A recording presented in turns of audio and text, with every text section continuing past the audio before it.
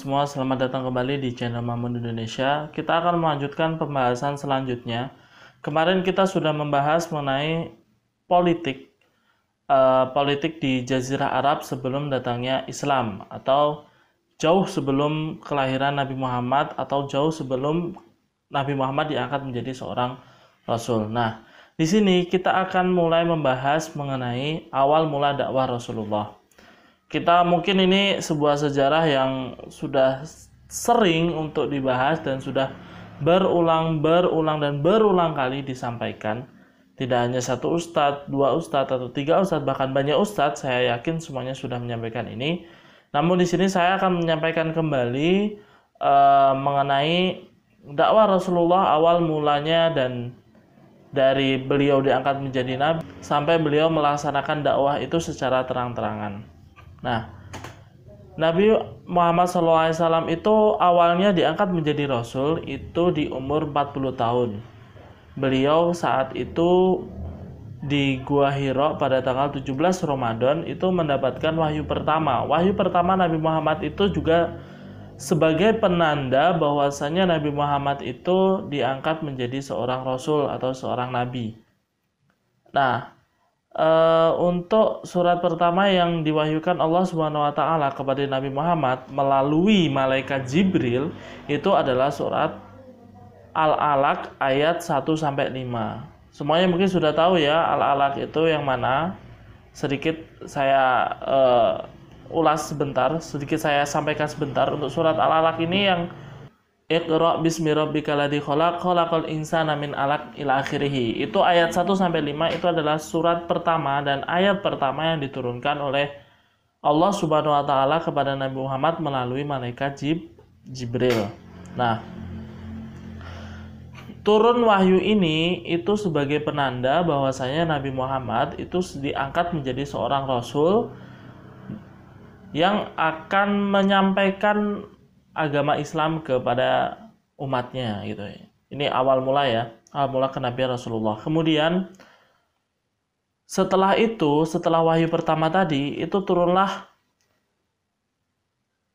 surat Al-Mudatsir. Surat Al-Mudatsir ini berintikan tentang berdakwah ya. Jadi Nabi Muhammad itu disuruh untuk berdakwah, dimulai dengan sembunyi-sembunyi kepada keluarga dan kerabat dekat. Itu dimulainya Rasulullah itu dakwahnya dimulai dari sembunyi-sembunyi. Nah, orang-orang yang pertama kali didakwahi Rasulullah itu adalah orang-orang sekitarnya, kerabat-kerabatnya, seperti Abu Talib. Seperti Abu Talib itu kan pamannya, terus kemudian Siti Khadijah, Ali bin Abi Thalib itu kan keponakannya, kemudian Abu Bakar, itu dan macam-macam ya teman-teman, saudara-saudara atau kerabat-kerabat Rasulullah pertama kali yang didakwahi itu. Nah, untuk tempat dakwahnya itu di rumahnya Al-Arqam bin Abil Arqam. Itu tempat dakwah Rasulullah pertama kali. Kemudian yang pertama kali beliau dakwahi ini nama-namanya pada periode awal yang menerima dakwahnya antara lain istri beliau yaitu Siti Khadijah. Saat itu beliau sudah menikah ya. Kemudian Ali bin Abi Thalib itu sebagai orang pertama masuk Islam dari golongan anak-anak, itu Ali bin Abi Thalib. Kemudian Zaid bin Harithah itu sebagai orang pertama masuk Islam dari golongan hamba sahaya. Kemudian Abu Bakar Siddiq sebagai orang pertama masuk Islam dari golongan laki-laki dewasa. Ini orang-orang pertama yang masuk Islam. Nah, beliau itu juga mendakwahi paman-paman beliau. Paman-paman beliau ya, Abu Thalib itu paman beliau, Abu Lahab itu juga paman beliau. Namun di sini ada dua sikap yang berbeda yang ditunjukkan paman beliau kepada Nabi Muhammad selaku dakwah yang beliau sampaikan. Untuk Abu Thalib juga menolak sebenarnya. Dua-duanya sebenarnya menolak. Namun bedanya Abu Thalib itu walaupun menolak, beliau masih tetap melindungi keponakannya ini dari pemimpin-pemimpin Quraisy yang ingin melukai Nabi Muhammad. Namun beda dengan Abu Lahab. Abu Lahab ini selain menolak, beliau juga menentang dengan keras gitu. Dan kejadian itu pun diabadikan oleh Allah Subhanahu wa taala dalam surat Al-Lahab.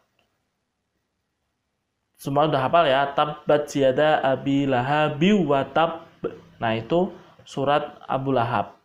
Surat Al-Lahab itu menceritakan tentang Abu Lahab, pamannya Rasulullah, yang menentang dengan keras dan selain menolak juga melawan Rasulullah, gitu ya.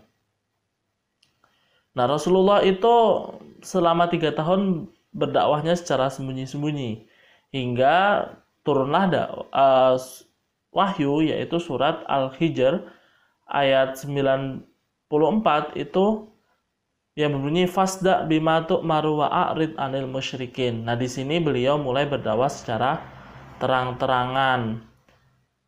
Baik golongan bangsawan maupun budak serta negeri-negeri lain dilakukan pertama kali di Bukit Sofa. Itu pertama kali beliau melaksanakan dakwah secara terang-terangan. Ketika itu, pamannya Abu Lahab sangat menentang keras dakwah Nabi. Peristiwa diabadikan dengan surat Al-Lahab. Semua udah tahu ya Abu Lahab itu bagaimana ceritanya, dan surat Al-Lahab itu juga semuanya sudah tahu ya. Nah, Nabi Muhammad itu menerima wahyu dari Allah yang turun secara berangsur-angsur selama 13 tahun di Mekah. Itu telah menerima 4.729 ayat dari 89 surat. Itu, dan sisanya itu turunnya di Madinah. Makanya ada surat Makkiyah, ada surat Madaniyah gitu ya. Nah, itu tadi secara singkat mengenai awal mula dakwah Rasulullah yang dimulai dari sembunyi-sembunyi. Yang beliau dakwahi adalah kerabat beliau sendiri, istri, keponakan, paman gitu ya, kerabat abah saya, kerabat-kerabat lah intinya. Kemudian baru itu Nabi Muhammad mulai dakwah secara terang-terangan. Ketika sudah terang-terangan juga nanti Rasulullah juga sampai hijrah ke Madinah dan sebagainya gitu ya. Selanjutnya kita akan sampaikan di video selanjutnya. Terima kasih sudah menonton sampai akhir. Like jika suka, dislike jika nggak suka.